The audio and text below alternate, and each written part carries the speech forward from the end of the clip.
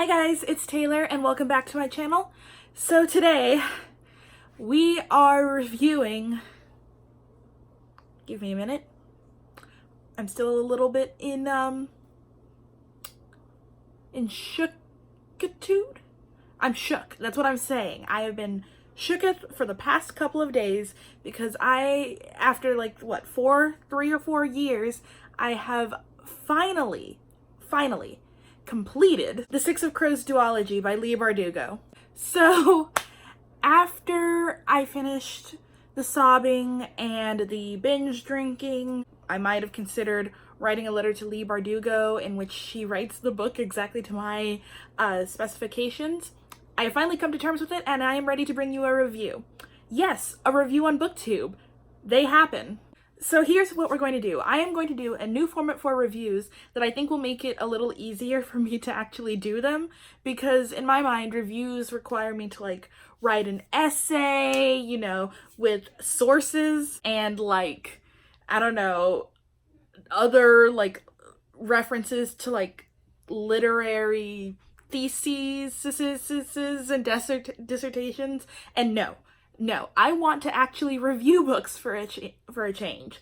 So I am now doing this new review format, and you can let me know how you feel about it down in the comments below. But it is going to be a pros and cons list of reading this book, and I'm going to try and stick with 3 pros and 3 cons, and I will give you my overall review of the series when I'm done. And then you can make that decision from there and see if any of these pros and cons tickle your fancy? I don't know. So let's get started with the summary of the Six of Crows duology.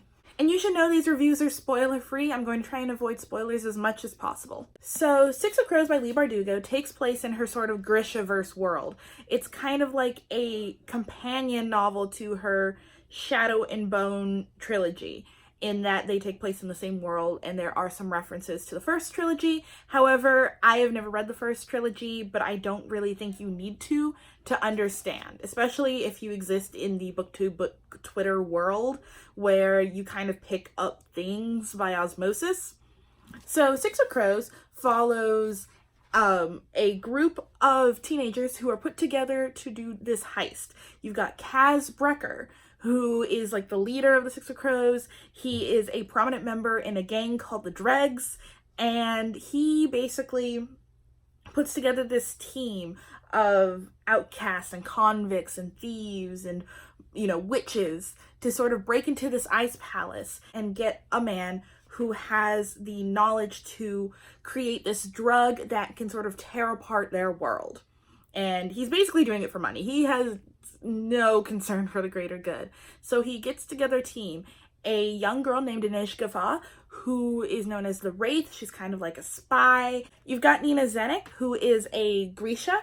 You've got Matthias Helvar, who is a former Druskel, which in Fjordan or Fjorda is like a witch hunter, and he's a convict, but they deal with that.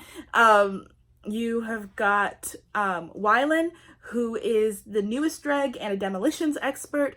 You've got Jesper Fahey, and he is a sharpshooter with a gambling addiction.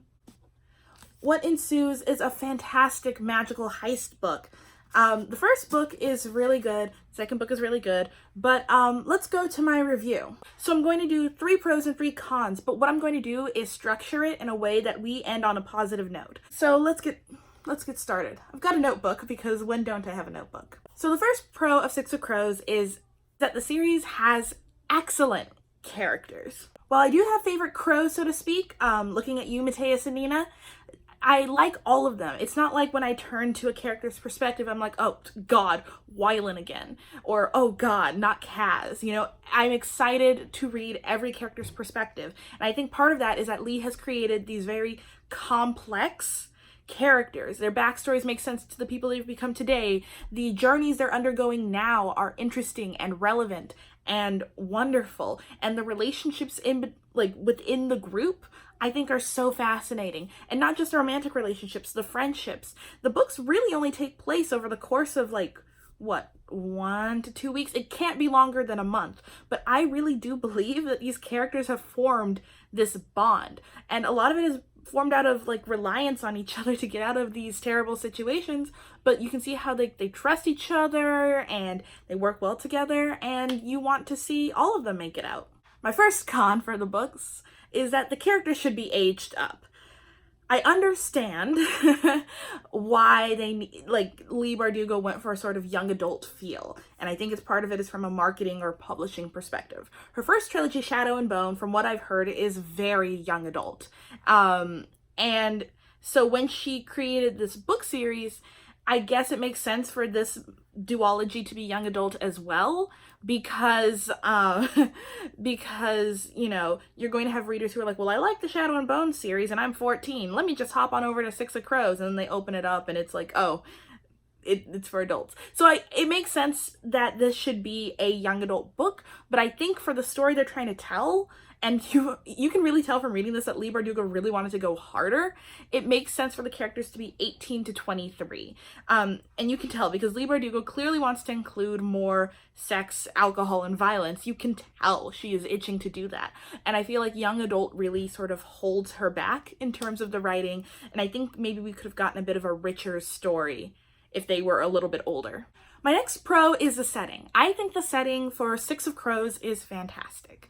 If you don't know, the city where they mostly operate out of, Ketterdam, is based off of industrial era Amsterdam, which means that there are things like guns and basic machinery that exist in this world. And I think that is really awesome. I feel like in fantasy, people tend to sort of default to your traditional medieval Europe style setting, which I guess is fine, but I think it makes the world look a little bit richer, and it is a kind of a pet peeve of mine when you have fantasy worlds that basically stay the same for 1,000 years. Like, you're telling me in 1,000 years people are still not using like mill power or steam power. They're just still like plowing fields regularly. They're still shooting people with bows and arrows. Like, especially with magic, let things progress naturally. And I think that there's something really awesome about fantasy characters wielding guns. Not that guns are great, but you know what I mean. And the fact that they're wearing like Victorian clothes and like waistcoats and stuff. I don't know. There's something about that I really like. On top of that, I think the different countries are interesting, even though they do have clearly defined like country counterparts. You know, Theoden is like Scandinavia, and you know, Ketterdam is Amsterdam, but I still think it's really interesting and I love it. My next con is that while I still stand by, you do not have to read Shadow and Bone to read Six of Crows. I feel like you do kind of lose something on when you're reading the book and you haven't read the previous series. So when I was listening, because I listened to Six of Crows on audiobook, so when I was listening to Six of Crows, people would show up and I'd be like, who the hell are you? Who the hell are you? What the hell is that? And I got from the framing and from what I just pick up being on book Twitter and booktube is that these are characters from the first book, and it's meant to like throw people who, or like it's meant for mostly for the people who've already read the series, but sometimes it does feel a little bit like you're excluded. And I mean, maybe that's my fault for not reading the first series, but I think it is a little bit of a setback because I wholly believe that the first book you do not need to read Shadow and Bone. But the second book, there are so many people that show up, and I'm like, were you in the first book? Or, oh, it's you. Okay, I've heard of you, but I don't care. So yeah, maybe that's a selfish con, but I'm gonna throw it in here. My next con. Cass is the leader, and he's basically the mastermind of all of their plots. And while his plans can be convoluted sometimes, it relies on a lot of luck, and I don't think a lot of the characters have earned that luck. So in order to get through the book, you kind of do have to suspend your disbelief in order to get through it, because sometimes his plans can be downright silly or stupid.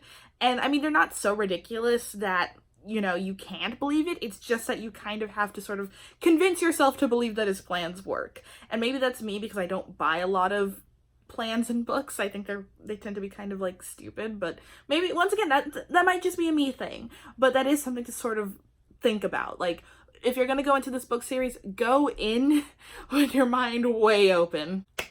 Another pro, and basically my last main pro that I have, is that the writing does a really great job of establishing voice, personality, character relationships. The writing in here is fantastic.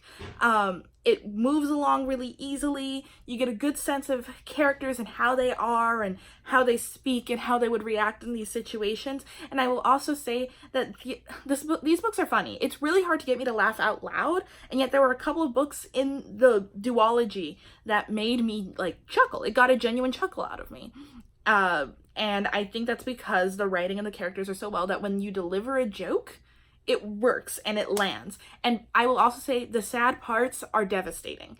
I was listening to Crooked Kingdom when I was at work, and I had to like stop listening to it for a second because I was going to cry. Like, these books know how to get an emotion out of you, and a lot of that emotion was either joy or sorrow for me. So these books are so well written that I do believe that, one, you can tell Leigh Bardugo is very skilled at what she does, and two, the characters feel real. The situations, as ridiculous as they are, can feel real, or at least the emotions that the characters are feeling in relation to these situations feels real. It's great. It's fantastic. I have 2 bonus pros because I didn't want to limit myself because I love these books. The first pro is the diversity. As much as I really do hate the idea that like such and such is like forcing diversity, because what does that mean? I have a very diverse friend group, both in real life and on BookTube. And it wasn't like it was forced or handpicked. Like, I'm not going to say I'm going to take people from category A and category B. That's just how it happens. And so I think it's a really weird argument when people say like something is forcing diversity, because no one would say anything if these characters were not anything other than what you would consider to be the standard or whatever. So no, but I will say the diversity is excellent. You have characters who are disabled, LGBT plus size, people of color, people with learning disabilities. It's fantastic, and it works really well. And it's great to see characters from marginalized backgrounds just be awesome. And my other bonus pro isn't really, I guess, a pro for you guys, but I will say Mateus is my husband. So no one else take him because he's mine. So yeah, that was my review of the Six of Crows duology, Six of Crows and Crooked Kingdom. I highly recommend you read this. I rated the first book 4 stars and the second book 4.5 stars. I think I'd give the entire series 4.5 stars. It is amazing. It is a near perfect series for me, guys. And if you haven't read this yet, I don't know what you're doing. Read it ahead of time for the Shadow and Bone Netflix show. So have you read Six of Crows? Or Crooked Kingdom? If you have, let me know down in the comments down below what you thought. If you haven't, let me know if you plan on reading it. Also, just let me know what you think of this new review style down in the comments down below, because I'd love to have your input. Thank you so much for watching, guys. Don't forget to like, comment, and subscribe, and I will see you all in my next video. Bye.